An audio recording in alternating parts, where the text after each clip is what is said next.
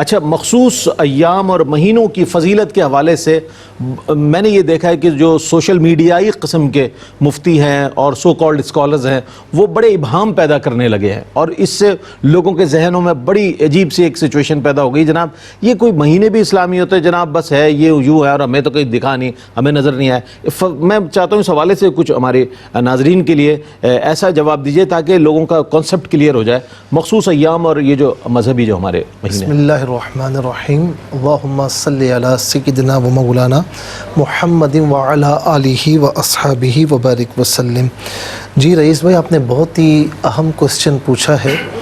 سب سے پہلے تو نئے سال کی مبارکباد تو ہر کوئی دیتا ہے، تو ہم ماہ شعبان المعظم کی مبارکباد آپ کو بھی، قبلہ علامہ صاحب کو، اور جتنے ہمیں دیکھنے والے سننے والے ہیں ARYQ TV کی جانب سے سب کو مبارکباد ہو۔ دوسری بات یہ کہ کسی کو نظر نہ آنا اس بات کی دلیل نہیں ہے، کسی کا کم پڑھنا اس بات کی دلیل نہیں ہے، صحیح بات، کہ اس چیز کی تعظیم ہی نہیں ہے۔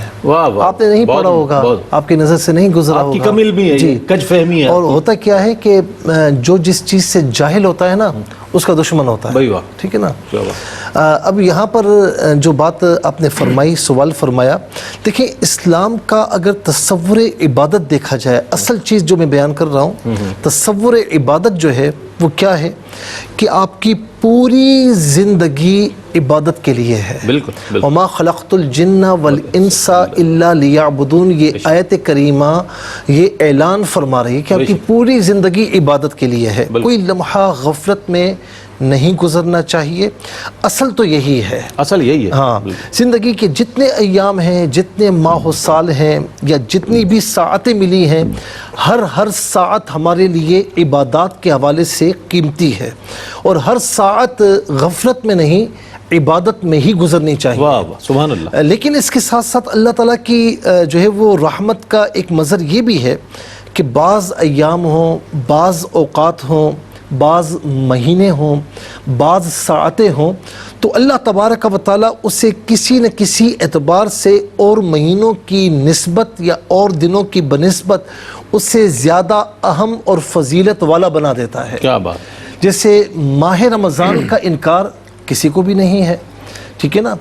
وہ کہتے ہیں نا سارے مہینے اللہ کے ہیں، ہاں بھائی سارے مہینے اللہ کے ہیں، ٹھیک ہے نا، لیکن اس مہینے بنانے والے نے ہی ماہ رمضان کو زیادہ افضل قرار دیا ہے، ٹھیک ہے۔ ساری راتیں اللہ کی ہیں، لیکن اللہ تبارک و تعالیٰ نے ہی شب براءت کو اور شب قدر کو زیادہ افضل بنایا، اور شب قدر کو بہت زیادہ افضل بنایا۔ اچھا، اسی طریقے سے سارے دن اللہ کے ہیں، لیکن اس اللہ تبارک و تعالیٰ نے ہی یوم عرفہ کو افضل بنایا ہے، ٹھیک ہے نا۔ ساری راتیں، عید الفطر کی رات، عید الاضحیٰ کی رات، صحیح ہے۔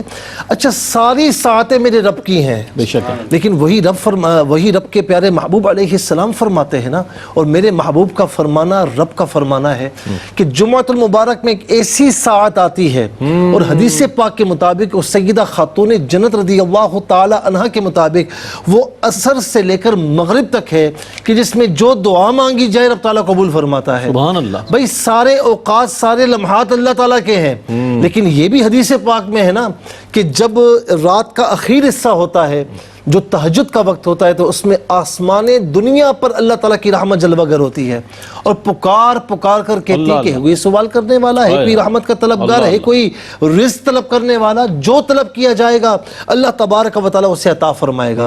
تو رب تعالیٰ نے ہی اور اس کے پیارے محبوب علیہ السلام کے ہی یہ فرامین ہیں، اور ان کے فرامین کی روشنی میں ہی یہ بات کی جا رہی ہے۔